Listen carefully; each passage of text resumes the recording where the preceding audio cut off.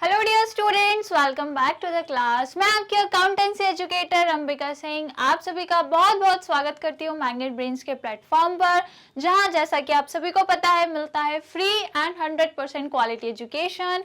We provide English medium courses for class KG to class 12। Hindi medium courses भी आपको मिल जाएंगे for class 6 to class 12। We cover both CBSE board also and other state board also like Bihar board, Rajasthan, UP, MP, Delhi board. Full organise course हम complete कराते हैं। इसके साथ साथ कुछ प्रैक्टिस क्वेश्चन भी हम आपको सॉल्व कराते हैं। सो माय डियर स्टूडेंट्स, देर मत कीजिए, जल्दी से मैग्नेट ब्रेन्स को क्या करिए, सब्सक्राइब कीजिए। सो डियर स्टूडेंट, जैसा कि आप सभी जान रहे हैं कि हम क्या पढ़ रहे हैं, हमारा चैप्टर नंबर 3 हमारा चल रहा है, जिसका नाम है theory base of accounting, accounting standards and Indian accounting standards. ये पूरा हमारा चैप्टर का नाम है, जो इतना लंबा चौड़ा है, बहुत बड़ा है, लेकिन जो चैप्टर है वो बस 4-5 पेजेस का। ये चैप्टर छोटा है लेकिन चैप्टर का नाम बहुत बड़ा है। ठीक है, तो थर्ड चैप्टर चल रहा है, जिसमें आज जो हम टॉपिक डिस्कस करेंगे वो रहेगा हमारा अकाउंटिंग प्रिंसिपल्स। कुछ अकाउंटिंग प्रिंसिपल्स को हम डिस्कस करेंगे। ऑलरेडी ये चैप्टर हमारा स्टार्ट हो चुका है, इसकी ऑलरेडी हमारी क्लासेस हो चुकी हैं, जहां पर मैंने आपको क्या बताया था, अकाउंटिंग कॉन्सेप्ट के बारे में बताया था, अकाउंटिंग कन्वेंशंस के बारे में भी बताया था। तो यदि वो क्लास मिस कर दी है तो कोई बात नहीं, आप उसको पहले देख लीजिए, उसको कवर कर लीजिए, उसके बाद फिर क्या पढ़िए, अकाउंटिंग प्रिंसिपल, जो मैं आज आपको पढ़ाने वाली हूँ। तो चलिए जल्दी से क्लास को स्टार्ट करते हैं। स्टार्ट करने से पहले क्लास को क्या करना है, लाइक करना है, शेयर करना है। तो जल्दी से लाइक शेयर कर दीजिए सो दैट हम क्या करें, जल्दी से हमारी क्लास को स्टार्ट करें। आई होप सबने लाइक शेयर कर दिया, सबने कर दिया। चलो, तो आज हम पढ़ने वाले हैं अकाउंटिंग प्रिंसिपल्स। कुछ हमारे प्रिंसिपल्स है जिसे हम कह सकते हैं सिद्धांत। ठीक है, हिंदी में क्या बोलते हैं प्रिंसिपल को, सिद्धांत। ये बेसिकली क्या है, कुछ रूल्स है, कुछ आप कह सकते हो गाइडलाइंस है, फंडामेंटल्स है, जिसे हम फॉलो करते हैं, हर बिजनेस फॉलो करता है जब वो क्या मेंटेन करता है, अपने रिकॉर्ड मेंटेन करता है, अकाउंट्स प्रिपेयर करता है। राइट, क्लियर हुआ? तो आइए आज कुछ जनरल या कुछ बेसिक से अकाउंटिंग प्रिंसिपल को समझते हैं। ये बहुत ही इंपॉर्टेंट आपके लिए रहेगा एग्जाम पॉइंट ऑफ व्यू से भी और आगे भी, जब आप मतलब आगे भी फर्दर अपने हायर एजुकेशन में जब अकाउंट्स पढ़ोगे ना, तो ये प्रिंसिपल्स आपको वहां भी आते हैं, है ना। तो ये मत सोचना 11th तक ही सीमित रहेगा, 11th के बाद भी ये सब कुछ काम आएगा आपको। तो इसको बिल्कुल अच्छे से समझना है, अच्छे से समझाने की जिम्मेदारी मेरी है। इतने अच्छे से समझाऊंगी आपको कि आपके जो ब्रेन है ना, यहाँ पे फिट हो जाएंगी चीजें। ठीक है, इतने बढ़िया बढ़िया एग्जाम्पल से समझाऊंगी कि सारे प्रिंसिपल समझ में आ जाएंगे। एग्जाम में आते हैं, आपसे कोई एक प्रिंसिपल डिस्क्राइब करने के लिए पूछ सकते हैं, या कोई कंडीशन दे देंगे और कहेंगे कि बताओ इस कंडीशन में कौन सा प्रिंसिपल फॉलो हो रहा है या कौन सा प्रिंसिपल वायलेट हो रहा है। लाइकवाइज आपसे क्वेश्चन पूछ सकते हैं। तो हर एक प्रिंसिपल, टोटल 11 हम यहाँ पे आज डिस्कस करेंगे। ये सारे के सारे 11 ना आपके माइंड में फिट होने चाहिए, रटना नहीं है, केवल समझना है, सिर्फ मीनिंग समझना है। जो क्वेश्चन का आंसर रहेगा वो आप अपने वर्ड्स में लिख सकते हो। ठीक है, बस यहाँ पे समझना है। तो चलिए पहला प्रिंसिपल देख लेते हैं। पहला प्रिंसिपल है अकाउंटिंग एंटिटी और बिजनेस एंटिटी प्रिंसिपल। अब ये कौन सा प्रिंसिपल है, आइए इसको थोड़ा सा समझ लेते हैं। अकाउंटिंग एंटिटी या फिर बिजनेस एंटिटी भी बोल सकते हैं, या फिर इसको कई बार सेपरेट एंटिटी भी बोलते हैं, है ना। सेपरेट एंटिटी कॉन्सेप्ट बोलते हैं, 2-3 नाम है इसके, लेकिन यहाँ जो नाम है वो एक अकाउंटिंग एंटिटी या फिर बिजनेस एंटिटी प्रिंसिपल। अब देखो ये प्रिंसिपल क्या कहता है, इसको समझते हैं। Entity are entries are recorded in the books of accounts from the point of view of business. तो ये तो मैंने आपको जो फर्स्ट चैप्टर था उसी में बता दिया था कि बिजनेस के जितने भी अकाउंट्स होते हैं उसमें जो एंट्रीज आप रिकॉर्ड करते हो, जितना भी डेटा आप रिकॉर्ड करते हो, वो किसके पॉइंट ऑफ व्यू से करते हो भाई, बिजनेस के पॉइंट ऑफ व्यू से करते हो। ओनर के पॉइंट ऑफ व्यू से कोई चीजें नहीं की जाती भाई। ओनर की जिंदगी अलग है, बिजनेस की लाइफ अलग है ना, दोनों अलग अलग है, दोनों एक दूसरे से जुदा है। हालांकि ओनर भले है, वो मालिक जरूर है बिजनेस का, पर उसकी अपनी जिंदगी है और कंपनी की अपनी अलग जिंदगी है, दोनों ही अलग हैं।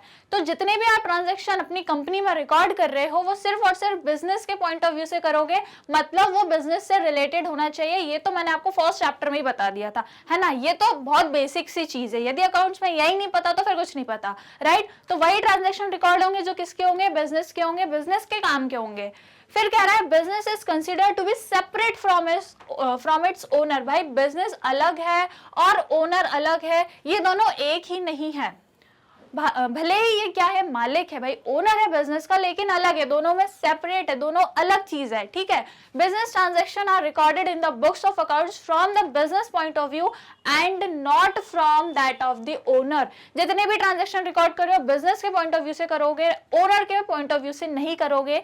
यही चीज आपका क्या बताता है, ये वाला principle, that is business entity principle, यही कहता है कि बिजनेस में जो भी चीजें हो रही हैं, जो भी आप रिकॉर्ड कर रहे हो, बिजनेस का करोगे, ओनर का नहीं करोगे।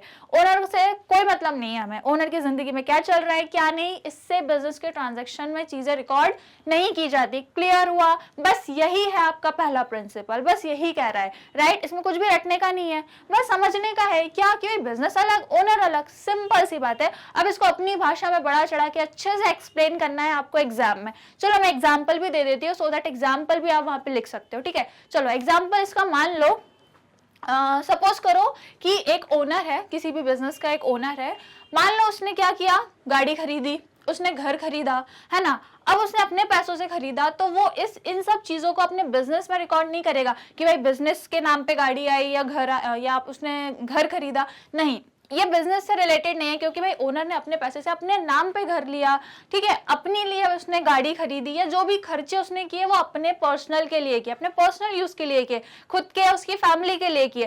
तो भाई ये सारी चीजें आप बिजनेस में नहीं रिकॉर्ड करोगे, और ना ही बिजनेस का एक्सपेंस मानोगे कि भाई उसने गाड़ी खरीदी है, उस पर जो उसने पैसा खर्च किया है वो बिजनेस देगा, भाई बिजनेस नहीं देगा, ठीक है। बिजनेस के अपने खर्चे हैं, ओनर के अपने खर्चे, तो ये दोनों क्या है भाई, अलग अलग चीजें हैं। क्लियर हुआ? पहला प्रिंसिपल बस यही कहता है और कुछ नहीं कहता। समझ गए? अच्छे से फिट हो गई बात।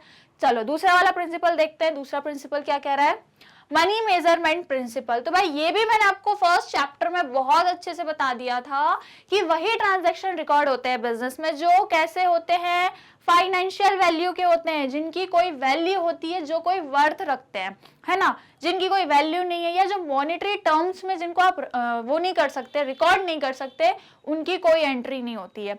ये दो चीजें मैं आपको फर्स्ट चैप्टर में बहुत अच्छे से बता चुकी हूँ, याद है आपको? चलो, transactions and events that can be measured in money terms are recorded. भाई जितने भी पैसों के टर्म्स में लिख सकते हो, पैसों के टर्म्स में जिसको मेजर कर सकते हो, सिर्फ वही ट्रांजैक्शन रिकॉर्ड करोगे जो चीजों को आप पैसों में मेजर नहीं कर सकते। फॉर एग्जाम्पल मान लो आपकी कंपनी है, ठीक है, आपकी कंपनी में जितने लोग काम कर रहे हैं, एम्प्लॉय काम कर रहे हैं, मैनेजर हैं या लेबर है, जो भी लोग काम कर रहे हैं वो बहुत ईमानदार है ना, बहुत मेहनत करते हैं, बहुत ऑनेस्ट है, ईमानदार है, हार्ड वर्किंग है ना, एकदम अब आपस में क्या रखते हैं, एकदम टीम वर्क वाली फीलिंग रखते हैं, बहुत एकदम सही है, ठीक है। लेकिन क्या ये सारी चीजें आप अपने अकाउंट में रिकॉर्ड करोगे कि भाई मैनेजर जो है हमारे ईमानदार है, तो लिख दो वहां ऑनेस्टी है उनमें, है ना। ये सारी चीजें हम रिकॉर्ड नहीं करते। ये सारी चीजों को हम क्यों नहीं रिकॉर्ड करते? क्योंकि भाई किसी की ईमानदारी को आप पैसे से कंपेयर नहीं कर सकते, है ना। इसकी कोई मॉनेटरी वैल्यू नहीं आप बता सकते कि भाई इसकी ईमानदारी 100 रुपए की है, इसकी ईमानदारी 200 रुपए की है, ऐसा नहीं कर सकते, राइट। तो किसी की भी आप कह सकते हो क्वालिटी को हम मनी में मेजर नहीं कर सकते, इसलिए बिजनेस में क्वालिटी से रिलेटेड कोई चीजें रिकॉर्ड नहीं होती है, सिर्फ क्वांटिटी मतलब कैश, मतलब मनी, मतलब फाइनेंशियल वैल्यू वाली चीजें रिकॉर्ड होती है। क्लियर हुआ? तो यही आपका सेकंड प्रिंसिपल है, मनी मेजरमेंट कॉन्सेप्ट। वर्ड में ही देख लो, जो नाम है इसका इसी में छुपा हुआ है, मनी मेजरमेंट, मतलब वो चीजें जिनको आप मनी में मेजर कर रहे हो, बिजनेस में केवल उसे ही रिकॉर्ड करोगे। क्लियर? दो प्रिंसिपल समझ आ गए, इजी, एकदम इजी थे। देखो भूलना नहीं और रटना नहीं, सिर्फ समझना, सिर्फ समझना है। इसमें क्या कह रहा है, बिजनेस एंटिटी मतलब बिजनेस अलग और ओनर अलग, दोनों डिफरेंट है। मनी मेजरमेंट प्रिंसिपल कह रहा है कि जिस चीज को आप मनी में मेजर कर रहे हो सिर्फ वही रिकॉर्ड करोगे, बाकी चीजों को इग्नोर करोगे। क्लियर? दोनों प्रिंसिपल समझ आ गए? पक्का? आगे बढ़े, चलो नेक्स्ट वाला प्रिंसिपल देखते हैं, हमारा थर्ड वाला principle, that is accounting period principle. अब ये अकाउंटिंग पीरियड प्रिंसिपल क्या है, आइए इसको देखते हैं। Life of the business is broken into a smaller period of 12 months known as accounting period। आपको सबको अकाउंटिंग पीरियड पता है ना। कब स्टार्ट होता है? 1 अप्रैल से लेके 31 मार्च तक, राइट। इसको याद रखना, ठीक है। कब स्टार्ट होता है हमारा accounting period? 1 April to 31 March, correct. यह आपका पूरा एक क्या कहलाता है, फाइनेंशियल पीरियड कहलाता है या फिर अकाउंटिंग पीरियड कहलाता है ना। हम जो बिजनेस में रिकॉर्ड करते हैं वो ऐसा नहीं जनवरी से दिसंबर तक कैलेंडर ईयर नहीं लेते हैं हम लोग, कौन सा लेते हैं, अकाउंटिंग पीरियड या फाइनेंशियल ईयर जो होता है हमारा, दैट इज 1 अप्रैल टू 31 मार्च। ये हमारा पीरियड होता है पूरा एक वर्ष का, है ना, पूरे 12 महीने में होते हैं।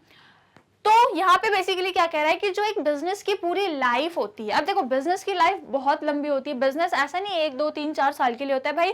कितने बिजनेस हैं आपके पास ही, कितने एग्जाम्पल होंगे कि भाई कितने बिजनेस है जो लंबे टाइम तक चल रहा है। फॉर एग्जाम्पल आप टाटा इंडस्ट्रीज को ही ले लीजिए भाई, जो टाटा कंपनी है वो कितने सालों से चल रही है, पिछले भी कितने वर्षों से चल रही है भाई, आज भी चल रही है और आने वाले टाइम पे भी ना जाने वो कितने वर्षों तक चलेगी, है ना। तो ये देखो इसकी कितनी लंबी लाइफ है। ये बिजनेस खत्म तो होगा ही नहीं, मुझे तो नहीं लगता टाटा कंपनी कभी खत्म होगी, बट आप एक आइडिया लगाओ कि इसकी कितनी लंबी लाइफ है। जो ओनर है टाटा के, जो ओनर है उनकी जनरेशन पे जनरेशन में जितने भी लोग आ रहे हैं वो सभी उस बिजनेस में इंक्लूड हो रहे हैं, सभी उस बिजनेस को चला रहे हैं। तो बिजनेस की एक लाइफ तो बहुत लंबी हो गई, है ना। मान लो इनका जो बिजनेस है 50-60 साल तक चल रहा है, बहुत लंबे टाइम तक बिजनेस चल रहा है। तो अब यदि आपको पता करना है कि भाई बिजनेस की फाइनेंशियल पोजीशन क्या है, बिजनेस को प्रॉफिट कितना आ रहा है, तो क्या आप आखिरी टाइम पर वेट करोगे, आखिरी टाइम के लिए कि भाई जब बिजनेस खत्म होगा तब हम सारी चीजों को देखेंगे कि भाई क्या पोजीशन रही, या कितना प्रॉफिट आया या कितना लॉस आया, आखिरी तक वेट करोगे क्या? बताओ मुझे भाई, बिजनेस तो 50-60 कितने सालों तक चलता है, आखिरी तक वेट कर पाओगे? भाई कोई वेट नहीं कर पाएगा। तो हम क्या करते हैं, जो बिजनेस की जो पूरी लाइफ होती है भाई कितनी होती है किसी को नहीं पता। आज हम बिजनेस चला रहे हैं, आगे कितने सालों तक चलेगा ये हमें नहीं पता, बट ये पता होता है कि लंबे टाइम तक चलेगा, ठीक है। तो हम लंबे टाइम तक वेट नहीं करते, हम इस पूरी लाइफ को, बिजनेस की पूरी लाइफ को क्या करते हैं, छोटे छोटे पार्ट में डिवाइड कर देते हैं। कितने पार्ट में? एक एक साल के, मतलब एक एक फाइनेंशियल ईयर में डिवाइड कर देते हैं, दैट इज 12 मंथ, है ना। हर 12-12 महीने के हम पार्ट्स में क्या कर देते हैं, डिवाइड कर देते हैं, मतलब एक एक साल के डिवीजन कर देते हैं। और हर साल हम क्या देखते हैं, उसकी फाइनेंशियल पोजीशन और उसका प्रॉफिट हर साल देखेंगे, क्योंकि यदि एंड मोमेंट का वेट करेंगे तो फिर तो कभी कैलकुलेट ही नहीं कर पाएंगे कि कितना प्रॉफिट है, क्या पोजीशन है। तो इसलिए हर साल का डिवीजन कर देते हैं, पूरी लाइफ को डिवाइड कर दिया और फिर क्या करते हैं, हर साल प्रॉफिट देखते हैं, हर साल उसकी पोजीशन देखते हैं। क्लियर हुआ, समझ आया? फिर आगे क्या कह रहा है, according to the accounting period principle the life of an enterprise is broken into a smaller period so that its performance is measured at regular interval, ताकि हम क्या करें, उसकी जो भी परफॉर्मेंस है उसको मेजर कर सके रेगुलर इंटरवल पे, दैट इज हर साल, है ना। हर साल कर रहे हैं, हर साल हम मेजर करते हैं। हर साल जब हमारा 31 मार्च आता है, एंड होता है जब हमारा साल, तो हम क्या करते हैं भाई, प्रॉफिट को देखते हैं या जो भी परफॉर्मेंस है, हमारे असेट कितने, लायबिलिटी कितनी, बैलेंस शीट बना के सारी चीजों को देखते हैं। क्लियर हुआ? तो हर साल हम लोग क्या कर रहे हैं, हमारी परफॉर्मेंस को मेजर कर रहे हैं। यही चीज कौन सा प्रिंसिपल कह रहा है, आपका accounting principle, that is accounting period principle. Clear हुआ? थर्ड वाला समझ आया? देखो नाम में ही छुपा है, इसके नाम में ही कह रहा है क्या, अकाउंटिंग पीरियड प्रिंसिपल। कि हमें क्या करना है, बिजनेस की पूरी लाइफ को बस छोटे छोटे पार्ट्स में डिवाइड करना है। जो पार्ट्स हम कितने मंथ का बनाते हैं, 12 मंथ्स का, 12 मंथ का एक पार्ट, दैट इज एक साल। समझ गए? क्लियर है? सिंपल सा था ये वाला प्रिंसिपल भी, कि अकाउंटिंग प्रिंसिपल या जो अकाउंटिंग पीरियड प्रिंसिपल है ये कह रहा है कि बिजनेस की लाइफ को क्या करो, ब्रेक करो, एक इंटरवल्स बनाओ, है ना, रेगुलर इंटरवल में ब्रेक करो और फिर क्या देखो, परफॉर्मेंस को चेक करो। क्लियर हुआ? समझ में आ गया ये वाला प्रिंसिपल? थर्ड वाला समझ आया? चलो अब बढ़ते हैं हमारे फोर्थ वाले प्रिंसिपल की ओर, जो कह रहा है full disclosure principle. Full disclosure principle क्या कह रहा है, इसको समझिए। नाम में ही आपको कुछ समझ आ रहा होगा, आइडिया लगा लो। फुल डिस्क्लोजर, देखो डिस्क्लोज करना मतलब किसी चीज को बताना, मतलब क्लोज थी कोई चीज, छुपी हुई थी, उसको हमने डिस्क्लोज कर दी, सबको बता दी, है ना। डिस्क्लोज करना मतलब जो चीज क्लोज थी, किसी को नहीं पता थी, उसको हमने सबको बता दी। और फुल मतलब पूरी तरीके से चीजों को बता दिया, डिस्क्लोज कर दिया, ठीक है। अब इससे अंदाजा लगाओ कि ये प्रिंसिपल क्या कह रहा होगा। Disclosure should be made of item required under law and those items which are material. ये प्रिंसिपल ये कहता है कि बिजनेस में जितनी भी इंफॉर्मेशंस हैं, जितने भी आप अकाउंट बना रहे हो, जो भी आपकी डेटा, जो भी आपकी इंफॉर्मेशन निकल के आ रही है, वो पूरी तरीके से क्या होनी चाहिए, डिस्क्लोज होनी चाहिए। मतलब सबको आपको वो प्रेजेंट करनी है, छुपा के नहीं रखना है। अपनी पोजीशन या अपना जो भी प्रॉफिट आया उसको छुपा के नहीं रखना है कि भाई हम किसी को नहीं बताएंगे, है ना, हम किसी को नहीं शो करेंगे हमारी क्या पोजीशन है, हमारा क्या प्रॉफिट है। ऐसा नहीं है, आपको जितनी भी चीजें हैं वो सब में बतानी है, सबको डिस्क्लोज करना है, पब्लिकली आप सबको बताएंगे। यही ये वाला प्रिंसिपल कह रहा है, सारी चीजें बताएंगे, है ना, जितनी भी लॉ के तहत है, मतलब जो लॉज हैं आपके, उसके थ्रू बहुत सारी चीजें होती है जो आपके लॉ कानून जितने रूल्स वगैरह हैं ये बोलते हैं कि भाई कंपनी को ये चीज बतानी है, ये चीज डिस्क्लोज करनी होती है, तो कंपनी ये लॉ को ब्रेक नहीं कर सकती। लॉ में लिखा है तो कंपनी को फॉलो करना पड़ेगा और वो सारी चीजें बतानी पड़ेंगी गवर्नमेंट को भी, जनरल पब्लिक को भी, और जितने भी लोग जो बिजनेस से क्या करते हैं, कनेक्ट करते हैं, कहीं ना कहीं बिजनेस से कनेक्टेड हैं, उन सबको भी ये चीज बतानी होती है। क्लियर हुआ? राइट और एक और चीज इसमें है कि वो सारी चीजें मटेरियल, मतलब जो जरूरी है। अब भाई बिजनेस सारी चीजें तो नहीं बताएगा, बिजनेस के कुछ सीक्रेट भी होते हैं, है ना, जैसे आपकी लाइफ के सीक्रेट होते हैं ना, वैसे ही बिजनेस के भी कुछ सीक्रेट होते हैं। तो जैसे आप अपने सीक्रेट्स अपने मम्मी पापा को नहीं बताते, कुछ कुछ बातें तो बताते हो लेकिन सारी बातें नहीं बताते ना, वैसे ही बिजनेस भी करता है, सारी बातें नहीं बताता, मतलब कुछ उसके जो बिल्कुल टॉप सीक्रेट होते हैं ना, बिल्कुल मोस्ट इंपॉर्टेंट सीक्रेट, बिजनेस वो सीक्रेट किसी को नहीं बताता। लेकिन हाँ, जो चीजें मटेरियल है, मटेरियल मतलब जरूरी है, राइट जो चीजें जरूरी है, मतलब जो यूजर्स को नीडेड है, मतलब बिना उस इंफॉर्मेशन के यूजर डिसीजन नहीं ले पा रहा है ना, तो वो सारी इंफॉर्मेशन तो आपको बतानी ही पड़ेंगी, जो मटेरियल है, मतलब जो जरूरी है, जो इंपॉर्टेंट है, मोस्ट इंपॉर्टेंट है। लेकिन कुछ सीक्रेट है मोस्ट इंपॉर्टेंट जो बिजनेस किसी को नहीं बताता, तो वो चीजें बिजनेस नहीं डिस्क्लोज करेगा। समझ गए? डिस्क्लोजर करना है फुल, इसका मतलब ये नहीं है सीक्रेट भी बताना है, जो इन्फॉर्मेशन नीडेड है उसको डिस्क्लोज करो, बाकी जो भी सीक्रेट्स है उनको मत करो। क्लियर हुआ? समझ आया? फिर कह रहा है there should be complete and understandable reporting on the financial statement of all significant information relating to the economic affair of the entity. देखो वही चीज कही है, इन्होंने बोला तो है कि आपको कंप्लीट हर चीज बतानी है, जो भी आपकी इन्फॉर्मेशन है वो सारी चीजें बतानी है, ठीक है, अंडरस्टैंडेबल रिपोर्टिंग करनी है, मतलब जो भी चीज है वो लोगों को समझ में आए, इस तरीके से लोगों को आपको बताना है।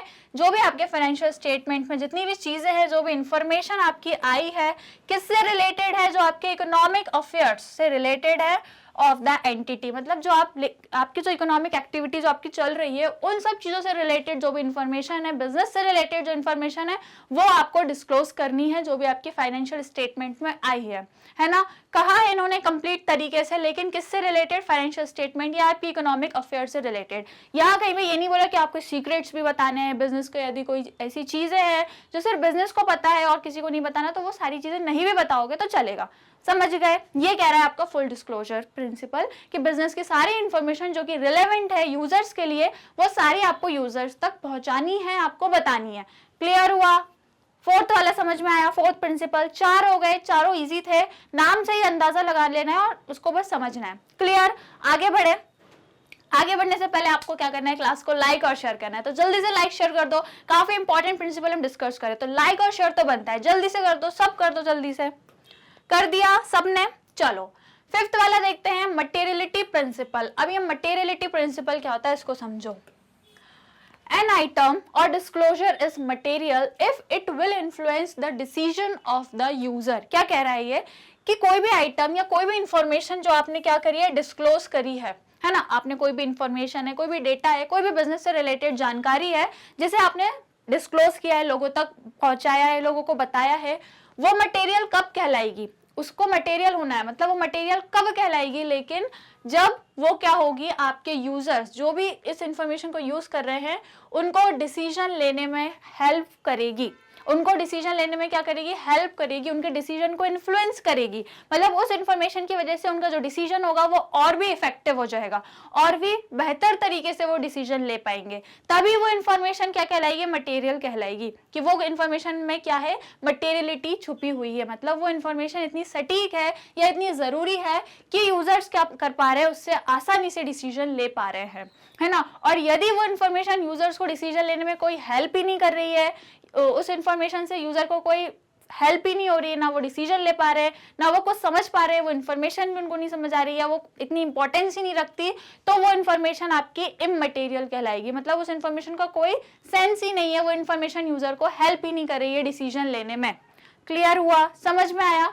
तो इन्फॉर्मेशन कैसी होनी चाहिए? मटेरियल होनी चाहिए, मतलब वो हेल्प करे, किसको हेल्प करे? यूजर्स को हेल्प करे, किसमें? डिसीजन लेने में। क्लियर हुआ? अब आगे देखो क्या लिखा है, an item should be regarded as material. जो भी आइटम है या जो भी इंफॉर्मेशन है जो आप डिस्क्लोज कर रहे हो वो मटेरियल कब कहलाएगी? If there is a reason to believe that knowledge of it would influence the decision of an informed investor. मतलब जिसने भी उस इंफॉर्मेशन को लिया है, जैसे कि सपोज आपके कोई इन्वेस्टर है जिसने आपके यहाँ पैसा लगाया है, जिसने आपकी कंपनी में पैसा दिया है ना, वो यदि उससे क्या कर पाए, डिसीजन ले पाए और उसका डिसीजन उस इंफॉर्मेशन से काफी ज्यादा इन्फ्लुएंस्ड हो रहा हो, मतलब डिसीजन का लेना या ना लेना उस इंफॉर्मेशन पे बेस्ड है ना। यदि उसको इन्फॉर्मेशन मिली, उसने सोचा हाँ ठीक है ये डिसीजन लेना चाहिए, किसके बेसिस पे उसने ये डिसीजन लिया? उस इंफॉर्मेशन के बेसिस पे लिया, तो वो इन्फॉर्मेशन उसके लिए इंपॉर्टेंट है और वो इंपॉर्टेंट इन्फॉर्मेशन फिर मटेरियलिटी कहलाती है कि ये क्या है, एक मटेरियल इन्फॉर्मेशन है, मतलब जरूरी है।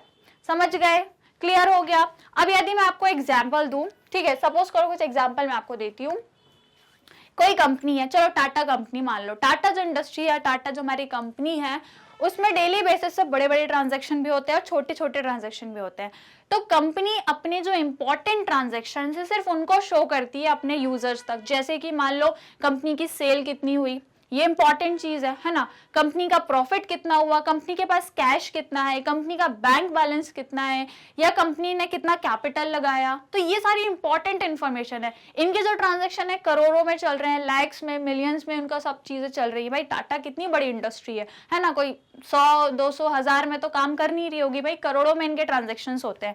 तो ये सारी इंफॉर्मेशन को शो करेंगे क्योंकि इंपॉर्टेंस रखते हैं, है ना। जब उनको हमें उनका प्रॉफिट पता चलेगा तभी तो इन्वेस्टर सोचेंगे कि यार इनका इतना प्रॉफिट आता है तो चलो हमें इस कंपनी में पैसा लगाना चाहिए। तो ये सारी इंफॉर्मेशन क्या है, मटेरियल है ना। कैश कितना, प्रॉफिट कितना, सेल्स कितनी हुई, या इनका कैपिटल कितना है, असेट कितने हैं, इनकी लायबिलिटी कितनी है, ये सारी इंफॉर्मेशन क्या है, मटेरियल है, यूजफुल है, जरूरी है।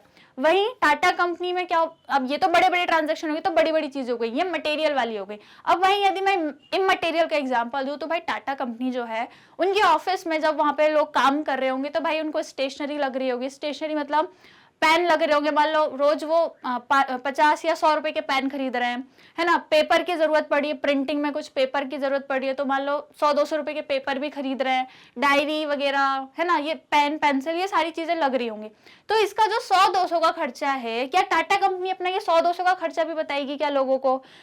ये अपने या अपने जो उनके यूजर्स हैं, अपने यूजर्स तक को क्या ये 100-200 का खर्चा बताएगी कि भाई हमने 100-200 का पेन लिया, हमने पेपर्स लिए, नोटबुक ली, ये सारी चीजें बताएगी क्या? नहीं, क्योंकि ये मटेरियल है भाई, इससे बड़े बड़े यूजर्स को क्या मतलब, वो कुछ नहीं करेंगे क्योंकि भाई बड़ी कंपनी है।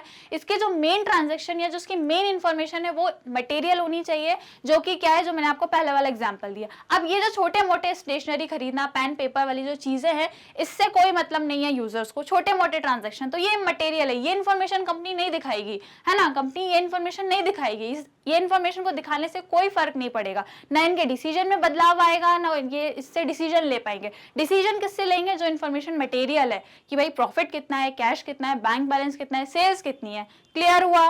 समझ गए? लेकिन देखो, जरूरी नहीं है कि जो चीज एक कंपनी के लिए इमटेरियल है वो सबके लिए हो। अब मान लो एक छोटी सी दुकान है, चाय की कोई टपरी है ना, उस पर यदि वो 5-10 रुपए का खर्चा भी हो रहा होगा तो वो उसके लिए इंपॉर्टेंट है। क्यों? क्योंकि वो एक छोटी सी, आप कह सकते हो उसका छोटा सा बिजनेस है।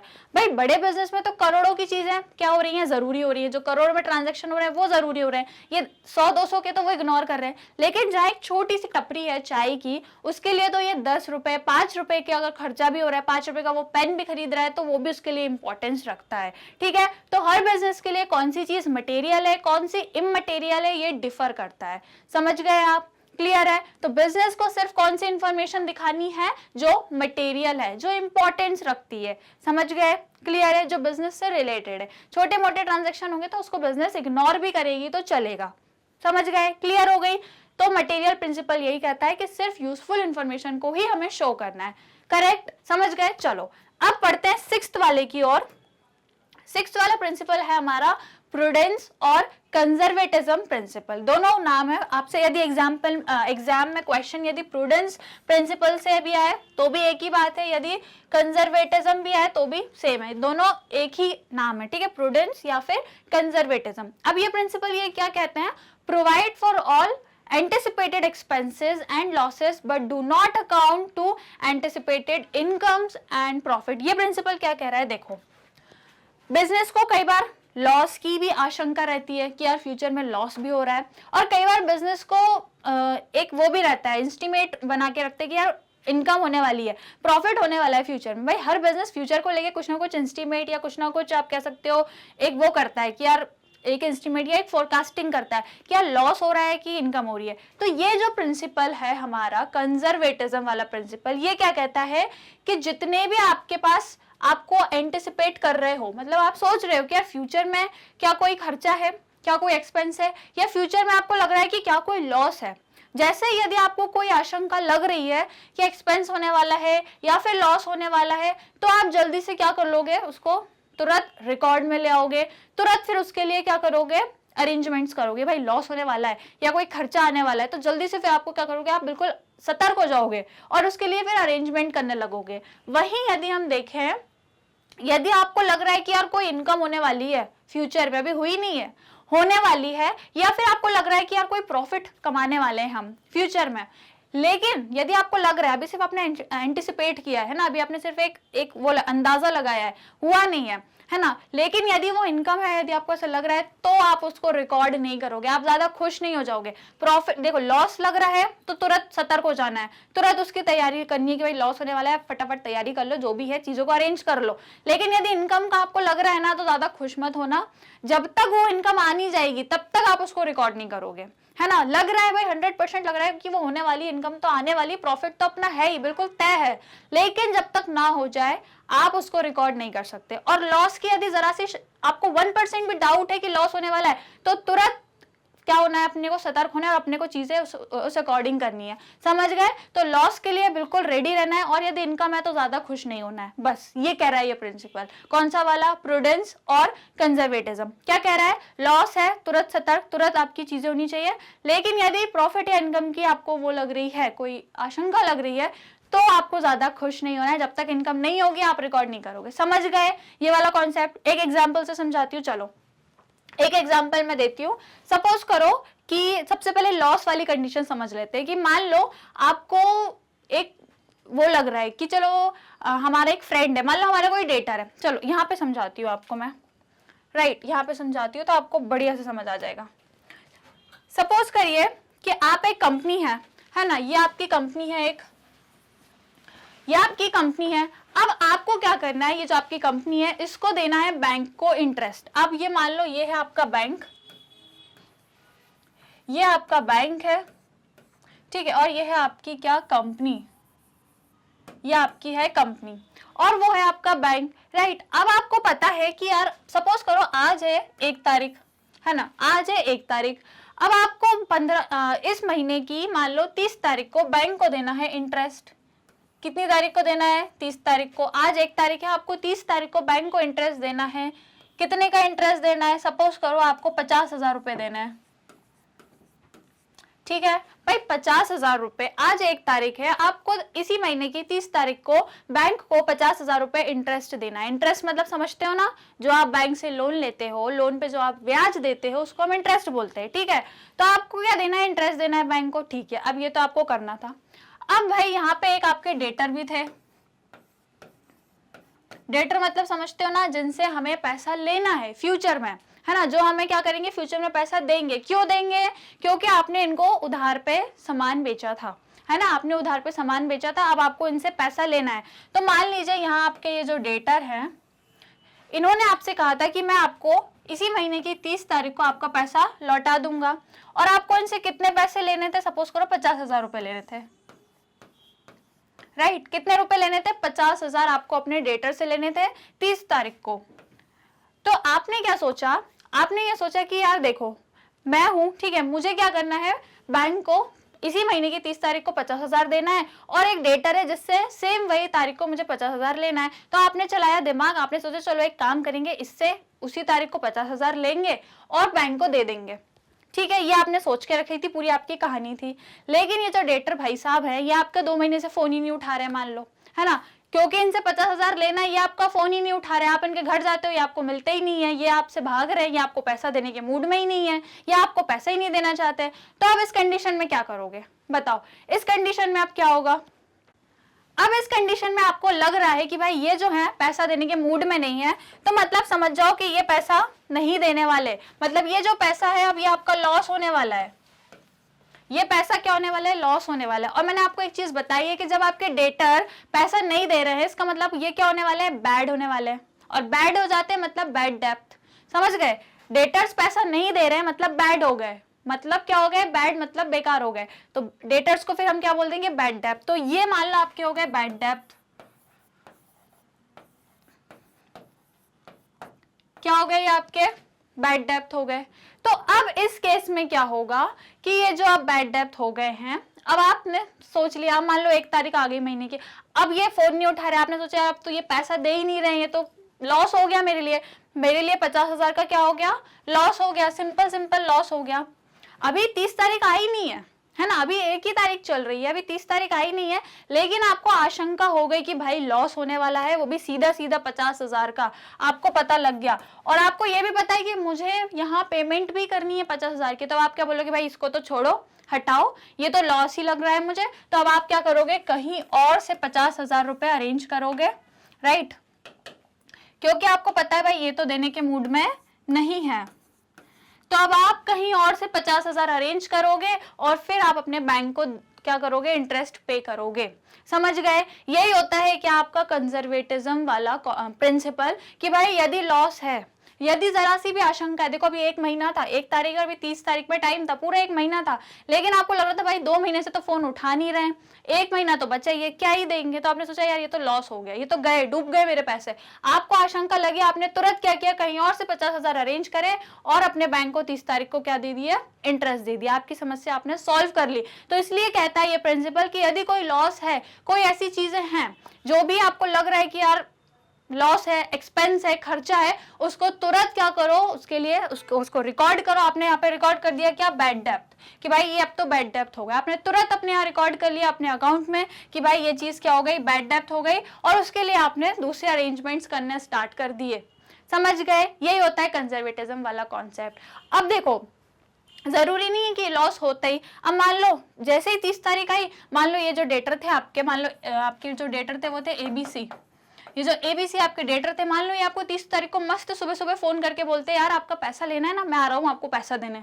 ऐसा भी हो सकता है, जरूरी नहीं है, लेकिन आपको आशंका थी, आपको रिस्क नहीं लेनी थी, आप रिस्क नहीं लोगे। लॉस की कंडीशन में कभी रिस्क लेनी ही नहीं है।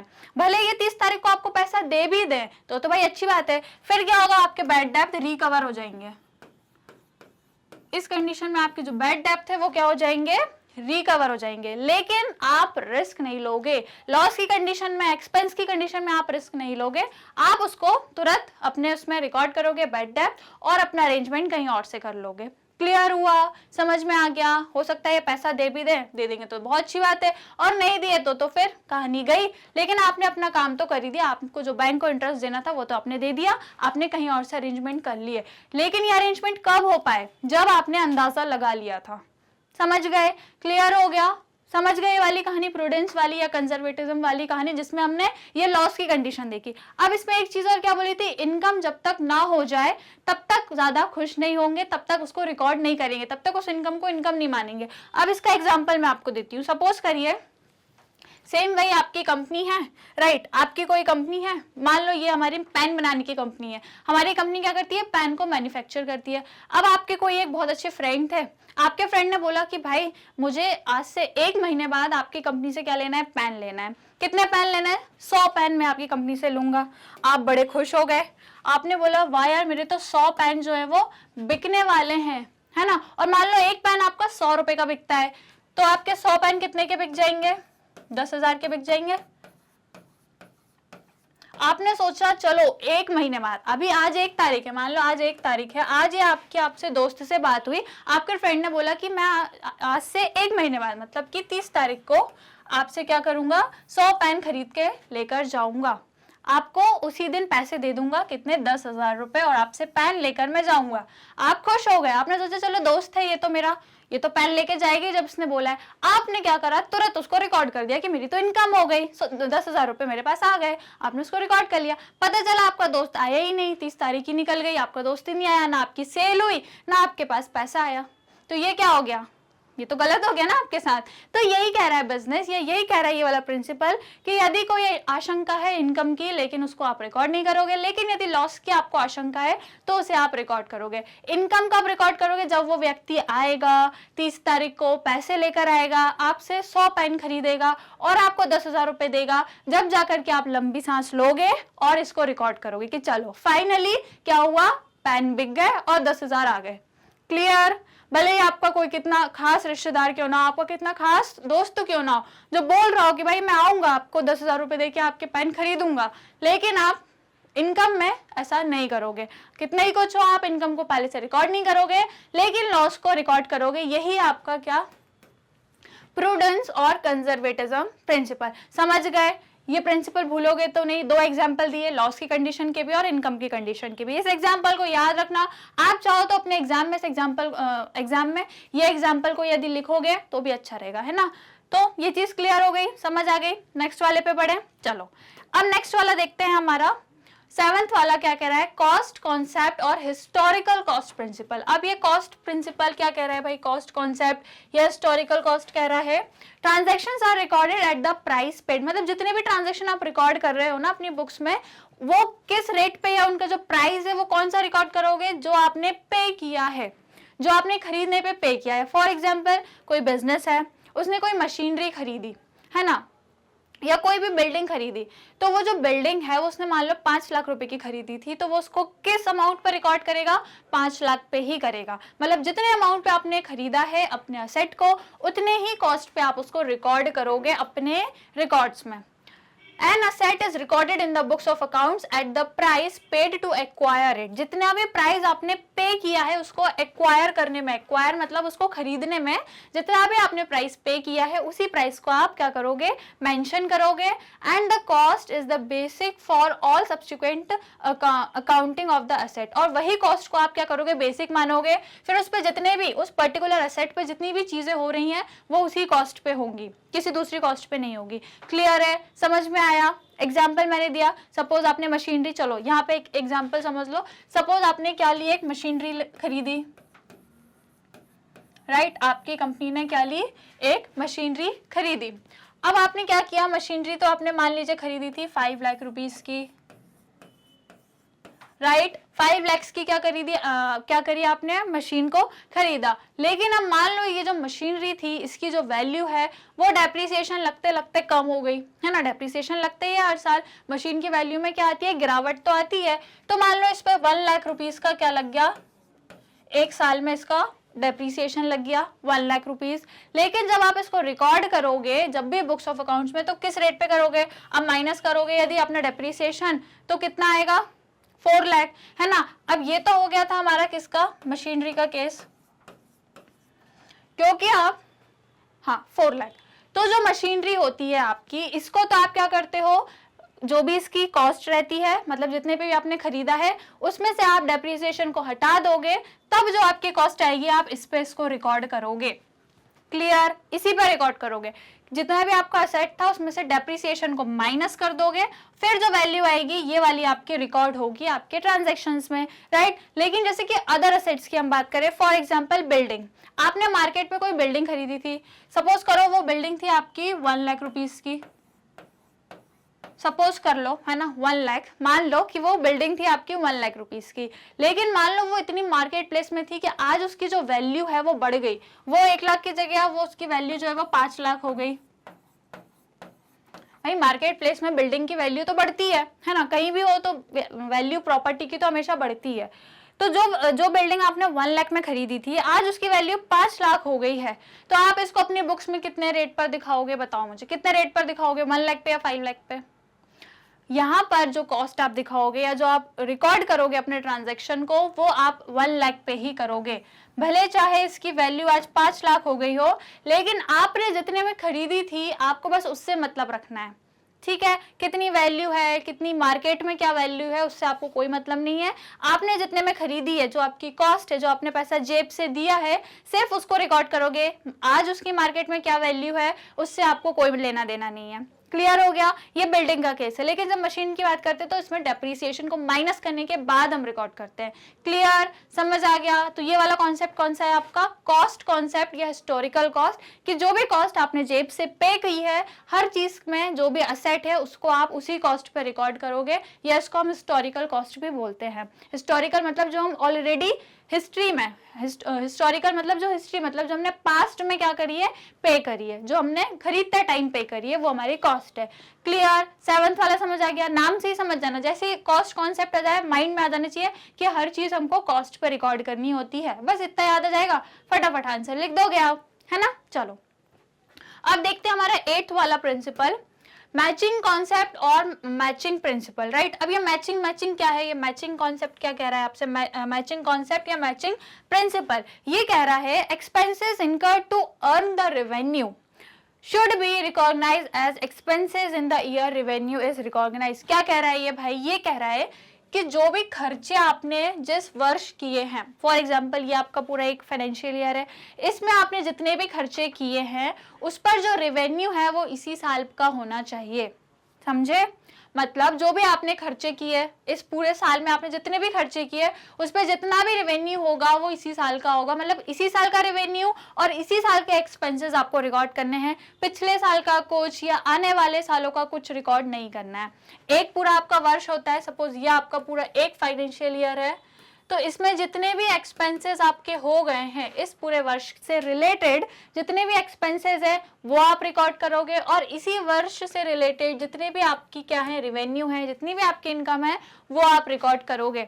पिछले साल का, आने वाले साल का कुछ नहीं रिकॉर्ड होता, राइट। और यदि हो भी जाता है तो फिर हम उसका एडजस्टमेंट करते हैं। ये एडजस्टमेंट कैसे होता है वो जब अकाउंट्स बनाएंगे ना आने वाले चैप्टर्स में, तब मैं आपको सिखा दूंगी, ठीक है।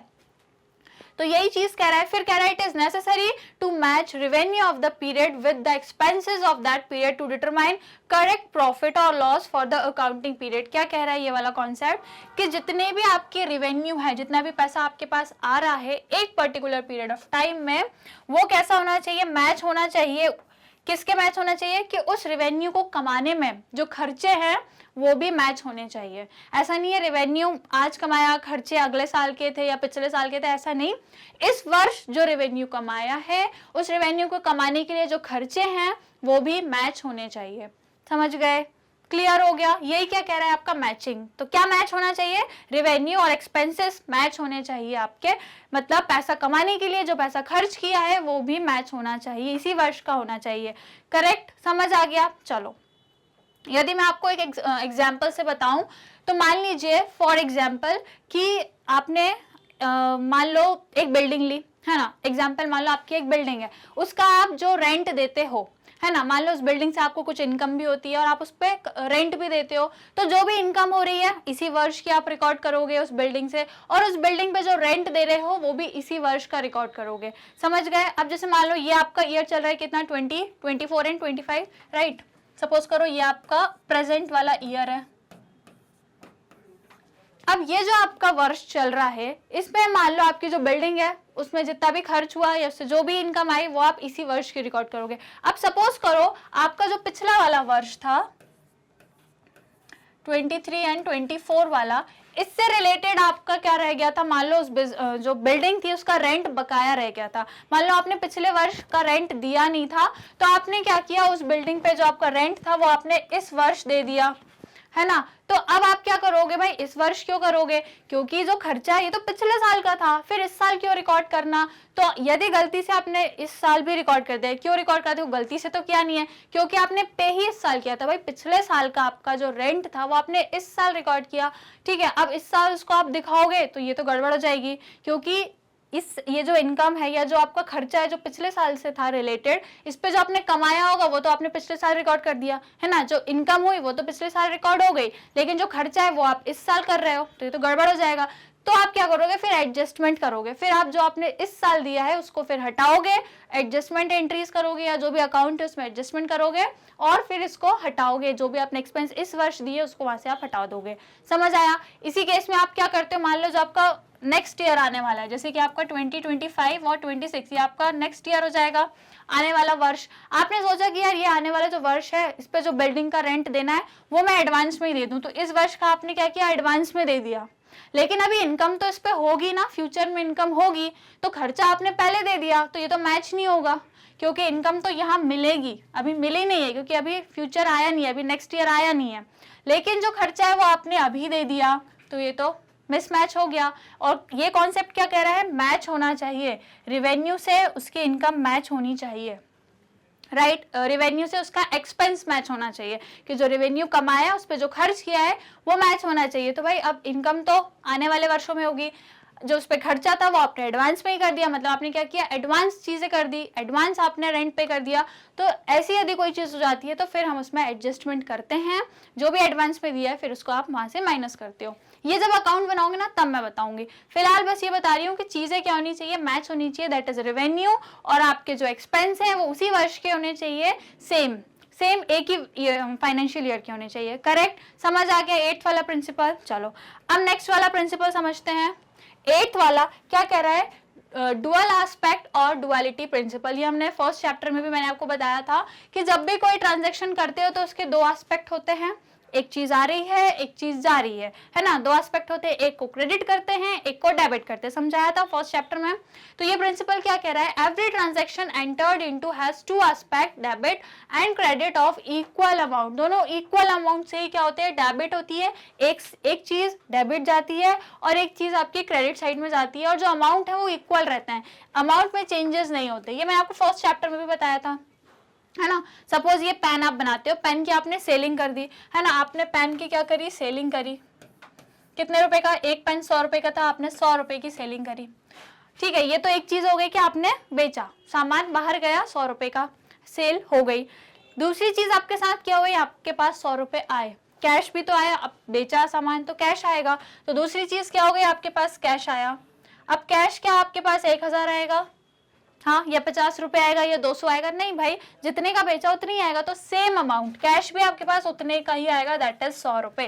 क्लियर, सेल्स करी, दूसरी एक पहली चीज हो गई, दूसरी क्या हो गई, कैश आ गया, और दोनों ही चीज क्या हुई, सेम अमाउंट की रही। यही कह रहा है क्या आपका डुअल एस्पेक्ट और ड्युअलिटी प्रिंसिपल।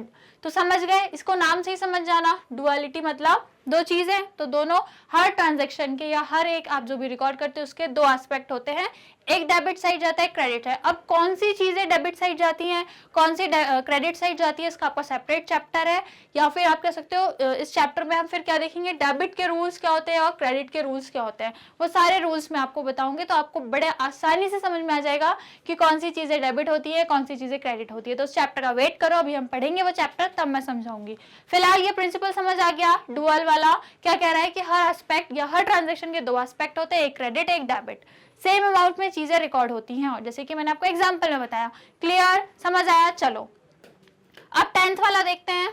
हाँ, 10th वाला क्या है, revenue recognition concept. Revenue recognition concept क्या कह रहा है, revenue is recognised when the right to receive is stabilised. देखो, रेवेन्यू मतलब जो पैसा आने वाला है ना, इसी को बोलते हैं जो इनकम होने वाली है।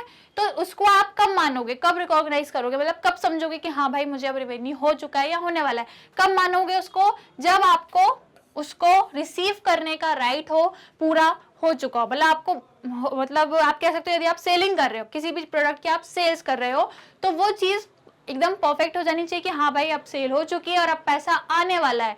जब तक पूरी गारंटी ना हो जाए कि भाई पैसा आने वाला है या जो इनकम है वो होने वाली है, तब तक आप खुश नहीं होगे। ये वाली चीज मैंने आपको कंजर्वेटिज्म वाले कॉन्सेप्ट में भी बताई थी कि जब तक रेवेन्यू बिल्कुल आपके पास नहीं आ जाता तब तक आप खुश नहीं होगे। जब सेल हो जाएगी, रेवेन्यू आ जाएगा, तभी आप उसको क्या करोगे, रिकॉग्नाइज करोगे या उसको समझोगे कि हाँ भाई फाइनली क्या हो गई, इनकम हो गई।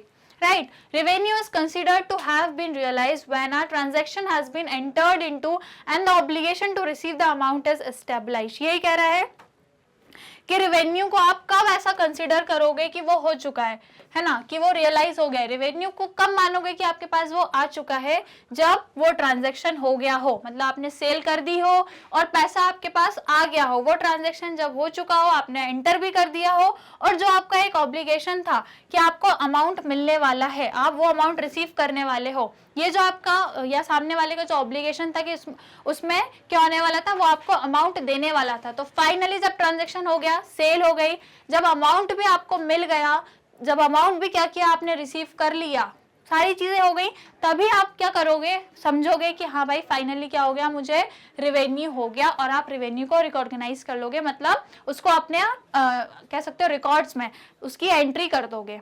समझ गए? एंट्री रेवेन्यू की या इनकम की एंट्री कब होती है, जब वो अमाउंट आपके पास आ जाता है तभी। पहले से नहीं अंदाजा लगा लोगे यार ये तो मेरा बेस्ट फ्रेंड है, ये तो पैसे दे ही देगा। कोई बेस्ट फ्रेंड नहीं, बिजनेस में कोई बेस्ट फ्रेंड नहीं। जब तक बेस्ट फ्रेंड आके पैसा नहीं दे देगा तब तक आप इनकम नहीं मानोगे। क्लियर? समझ गए अच्छे से? तो यही है आपका क्या, रेवेन्यू रिकॉग्नाइजेशन कॉन्सेप्ट। जब तक रेवेन्यू नहीं आता तब तक उसको रिकॉर्ड नहीं करने का, तभी करने का जब रेवेन्यू आ जाएगा और ट्रांजैक्शन आपका कंप्लीट हो जाएगा, मतलब सेलिंग हो गई, पैसा आ गया, मतलब रेवेन्यू आ गया। क्लियर? समझ गए? चलो, उससे पहले रेवेन्यू को नहीं समझने का कि रेवेन्यू आ गया। चलो 10th वाला आ गया। अब बढ़ेंगे हमारे लास्ट वाले प्रिंसिपल पे। उससे पहले मैं चाहती हूँ जल्दी से वीडियो को शेयर कर दो, लाइक कर दो। बहुत इंपॉर्टेंट प्रिंसिपल आपको पढ़ा रही हूँ, बहुत काम आने वाले। और ये जो एग्जाम्पल से मैं बता रही हूँ ना, ये सारे एग्जाम्पल आप लिख भी सकते हो, ठीक है? थोड़ा मतलब स्टैंडर्ड में लिखना। एग्जाम जो आपका एग्जामिनर हो वो ये ना सोचे कि कैसा एग्जाम्पल दिया है, अच्छे से एग्जाम्पल लिखोगे तो फुल मार्क्स तो पक्के हैं, है ना? चलो 11th वाला अब हमारा जो प्रिंसिपल है वो है वेरीफाइबल ऑब्जेक्टिव कॉन्सेप्ट। क्या कह रहा है ये आपका? ये प्रिंसिपल कह रहा है transaction is recorded on the basis of evidence. जो भी ट्रांजैक्शन रिकॉर्ड कर रहे हो भाई उसके पीछे कोई एविडेंस भी होना चाहिए। ऐसे ही कुछ भी मन से रिकॉर्ड नहीं कर सकते आप। आपके पास उसका एक पर्टिकुलर बिल होना चाहिए या एक इनवॉइस होना चाहिए, कुछ ना कुछ एविडेंस तो होना चाहिए, तभी आप ट्रांजैक्शंस को रिकॉर्ड करोगे। It means all accounting transaction should be evident and supported by business document. जो भी ट्रांजैक्शन आप जितने भी रिकॉर्ड कर रहे हो ना, उनका कुछ एविडेंस होना चाहिए या फिर वो सपोर्टेड हो बिजनेस के डॉक्यूमेंट से। मतलब बिजनेस में जो भी आपके पास डॉक्यूमेंट्स हैं उसमें साफ दिख रहा हो कि हाँ भाई ये ट्रांजैक्शन हुआ है, सपोर्टेड होने चाहिए, ठीक है?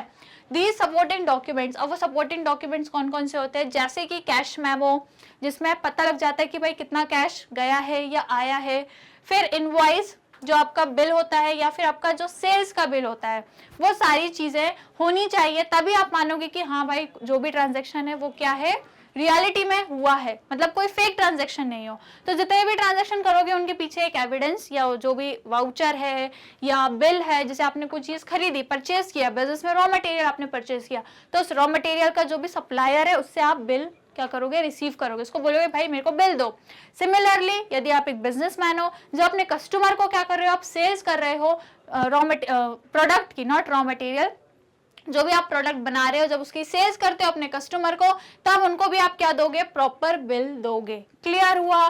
तो ये आपका जो है कौन सा वाला, वेरीफाइबल ऑब्जेक्टिव कॉन्सेप्ट 11th वाला, जो ये कह रहा है कि हर ट्रांजैक्शन जितने भी आप रिकॉर्ड करोगे वो एविडेंस के बेसिस पे करोगे। यदि आपके पास एविडेंस है तो ही रिकॉर्ड होंगे, एविडेंस नहीं है तो फिर भाई आपके ऊपर वो हो सकती है कि भाई इसका एविडेंस नहीं है, या आप कैसे रिकॉर्ड कर सकते हो, राइट? जो भी आपको फिर ऑडिटर होगा जब आपके अकाउंट चेक करेगा ना, तो फिर आप पे क्वेश्चन उठाएगा कि इस ट्रांजैक्शन का सबूत क्या है, इसका एविडेंस क्या है। तो हर ट्रांजैक्शन का क्या होना चाहिए, एविडेंस होना चाहिए। ये आपका लास्ट वाला प्रिंसिपल कहता है। क्लियर हुआ? समझ आया? 11 आपके टोटल प्रिंसिपल्स थे, हमने आज सारे डिस्कस किए। क्लियर हुए होंगे आई होप, ठीक है? समझ गए? पूरे 11 थे, राइट? ओके, एक बार और रिवाइज कर लेते हैं हम लोग उसको, स्टार्टिंग से सारे प्रिंसिपल को रिवाइज कर लेते हैं। देखो, अकाउंटिंग एंटिटी या बिजनेस एंटिटी क्या कहता है भाई, बिजनेस अलग है, ओनर अलग है। बिजनेस की जो ट्रांजैक्शंस हैं उसका ओनर से कोई लेना देना नहीं है, या ओनर के जो पर्सनल ट्रांजैक्शंस है उसका बिजनेस से कोई लेना देना नहीं है, ये दोनों सेपरेट हैं। फिर है मनी मेजरमेंट प्रिंसिपल, क्या कह रहा है कि हर चीज वही रिकॉर्ड होगी ट्रांजैक्शन में जो मनी की वैल्यू रखती होगी, अदरवाइज उसको आप रिकॉर्ड नहीं करोगे। फिर आपका थर्ड वाला कह रहा है अकाउंटिंग पीरियड, पूरे बिजनेस की जो लाइफ होती है उसको आप छोटे छोटे पीरियड्स में डिवाइड कर देते हो, जिसको क्या बोलते हो आप, अकाउंटिंग पीरियड या फाइनेंशियल ईयर, ठीक है? फिर आपका जो फोर्थ वाला है वो कह रहा है फुल डिस्क्लोजर प्रिंसिपल, की हर चीज जो जरूरी है, यूजर के लिए रिलेवेंट है, वो सारी इंफॉर्मेशन आप क्या करोगे, डिस्क्लोज करोगे, छुपाओगे कुछ नहीं, सिर्फ वही छुपाओगे जो बिजनेस के सीक्रेट है, उसके अलावा सारी चीजें आपको बतानी पड़ेंगी। फिर आपका जो फिफ्थ है वो कह रहा है मटेरियलिटी कॉन्सेप्ट, जो चीजें जरूरी हैं, यूजर को डिसीजन लेने में हेल्पफुल हैं, वो सारी चीजें आप बताओगे। जो मटेरियल है जिसकी कोई ज्यादा वैल्यू नहीं है, ज्यादा यूज नहीं है, उस इंफॉर्मेशन को नहीं बताओगे। फिर है आपका प्रूडेंस और कंजर्वेटिज्म कॉन्सेप्ट, ये क्या कह रहा है कि यदि आपको लग रहा है कि भाई फ्यूचर में लॉस होने वाला है, तो तुरंत सतर्क हो जाना है आपको, और उस लॉस वो लॉस आपको ना हो उसके लिए आपको पहले से तैयारियां शुरू करनी है। लेकिन यदि आपको इनकम लग रही है कि भाई इनकम होने वाली है, 100% चांस भी लग रहे हैं, तो भी आप उसको रिकॉर्ड नहीं कर सकते जब तक कि वो हो नहीं जाती, राइट। फिर आपका 7th वाला क्या था, कॉस्ट कॉन्सेप्ट। जब आप कोई भी चीज को रिकॉर्ड करते हो तो किस कॉस्ट पर रिकॉर्ड करते हो, जितनी आपने उसको खर्च, मतलब जितनी आपने उसको लाने में खर्च करी हो, मतलब जेब से जितना पैसा गया होगा सिर्फ वही रिकॉर्ड होगा, उसको बोलते हैं हम कॉस्ट कॉन्सेप्ट। फिर आपका है मैचिंग कॉन्सेप्ट, कि आपके रेवेन्यू और आपके एक्सपेंसेस एक पर्टिकुलर ईयर के क्या होने चाहिए, मैच होने चाहिए। फिर आपका 9th वाला है डुअल एस्पेक्ट। हर एक ट्रांजैक्शन के 2 एस्पेक्ट होते हैं, सेम अमाउंट में उनको हम लोग क्या करते हैं, रिकॉर्ड करते हैं, एक को डेबिट साइड और एक को क्रेडिट साइड। फिर आपका है रेवेन्यू रिकॉग्निशन, वही सेम चीज कि जब तक रेवेन्यू हो नहीं जाता, जब तक अमाउंट आपको नहीं मिल जाता, तब तक आप उसको इनकम नहीं मानोगे। फिर उसके बाद जो आपका था 11th वाला, वो कह रहा है कि हर एक ट्रांजैक्शन क्या होना चाहिए, एक एविडेंस पर बेस्ड होना चाहिए। हर ट्रांजैक्शन के पीछे कोई ना कोई एविडेंस या कोई ना कोई सोर्स डॉक्यूमेंट या बिजनेस डॉक्यूमेंट होने चाहिए। क्लियर हो गए सारे 11 प्रिंसिपल, समझ में आए। ये काफी इंपॉर्टेंट है, एग्जाम में क्वेश्चन इनसे रिलेटेड जरूर आता है, राइट। तो आपको इनको क्या करना है, अच्छे से इनकी अंडरस्टैंडिंग रखनी है, एग्जाम्पल के साथ समझना है बस इसको। चलो, तो आज हमने टोटल 11 प्रिंसिपल समझे अकाउंटिंग से रिलेटेड। 3rd चैप्टर का हमारा एक टॉपिक था। अभी और भी हमारे टॉपिक्स बचे हैं जिन्हें हम फर्दर क्लासेस में कवर करेंगे, तो बस मिलेंगे हमारी नेक्स्ट क्लासेस में कुछ नए टॉपिक के साथ। डेली आपको क्लासेस में जुड़ना है यहीं पर मैग्नेट ब्रेन्स पर, जहां हम प्रोवाइड कराते हैं आपको फ्री एंड क्वालिटी एजुकेशन। यदि आप इंग्लिश मीडियम स्टूडेंट्स हैं तो कोर्सेज आपको केजी से लेके क्लास 12 तक मिल जाएंगे। हिंदी मीडियम कोर्सेज भी हम प्रोवाइड कराते हैं फॉर क्लास 6 टू क्लास 12। इसी के साथ साथ हम कवर करते हैं सीबीएसई बोर्ड के कोर्सेज और अदर स्टेट बोर्ड के कोर्सेज भी हम कवर करते हैं, जैसे कि Delhi board, Bihar, UP, Rajasthan, MP. Likewise हम डिफरेंट स्टेट बोर्ड्स को कवर करते हैं। इसके साथ साथ और आपके लिए वैदिक मैथ्स या स्पोकन इंग्लिश के कोर्सेज भी हम प्रोवाइड कराते हैं। क्रैश कोर्स आपको रिवीजन के लिए हम प्रोवाइड कराते हैं। ई बुक्स या ई नोट्स की जो लिंक है वो आपको डिस्क्रिप्शन में मिल जाएगी, आप वहां जाके आराम से चेक कर सकते हैं।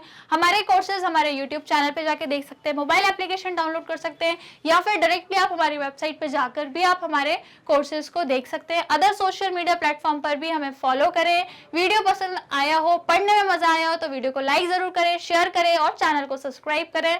तो मिलेंगे नेक्स्ट क्लास में। Till that take care and keep learning.